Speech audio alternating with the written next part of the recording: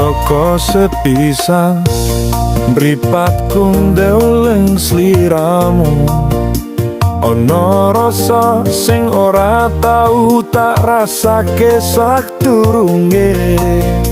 Kaya ana swara alus ing jero ati nyandani menawa kowe bakal dadi donyaku.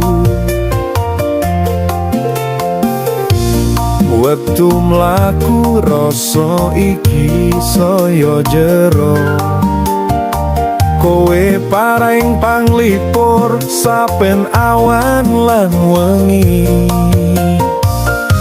Nalika donya marai ati ringkeh, genggaman tanganmu marai urip iki dadi luwih berarti.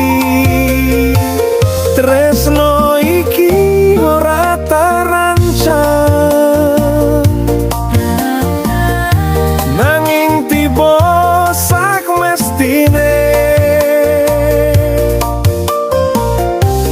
Kaya banyu mili ing kali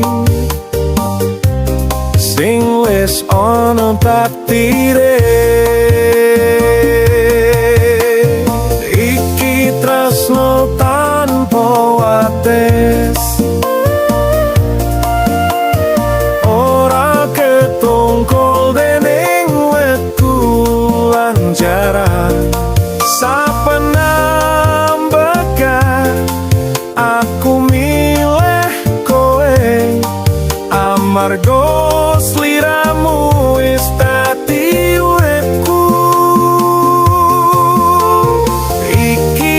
Tresno tanpa wates,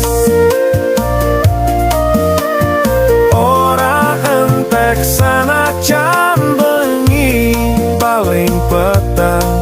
Atiku tansah jaluk tetap karo kowe, selawase lan salawase.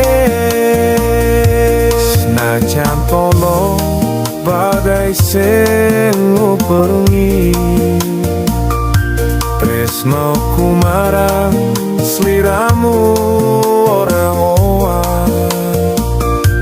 Senajan akeh jawaban sing ngenteni, iki ati tetep mung kanggo kowe siji.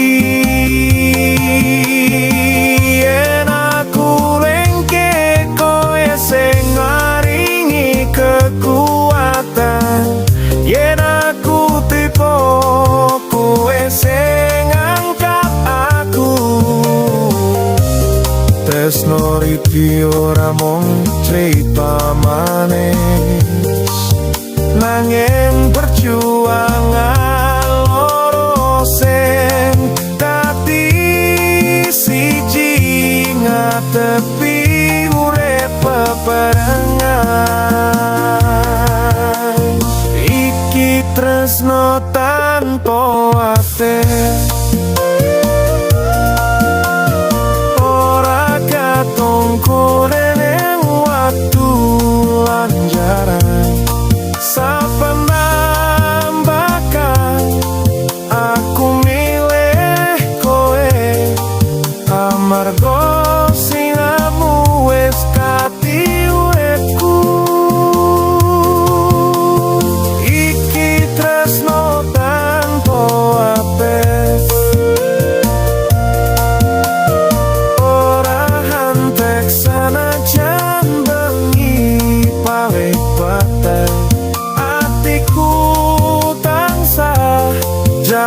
tata